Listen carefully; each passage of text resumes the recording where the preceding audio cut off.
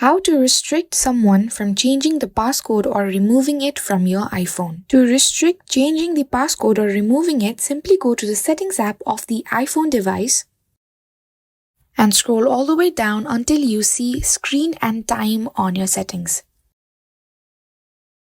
Once you are inside, scroll all the way down as shown on the screen until you find the Content and Privacy Restrictions. For me, that would be right here. Simply click on it. Now all you have to do is scroll all the way down until you find the passcode changes. For me, it would be right here.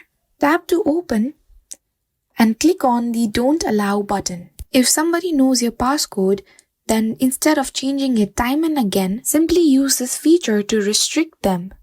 Once you do it, what happens is your Face ID and passcode option in the settings will be hidden. And that's it. This is how to restrict someone from changing the passcode or removing it from your iPhone. Hope you liked this video. If you did, give it a thumbs up and subscribe to our channel for more amazing content.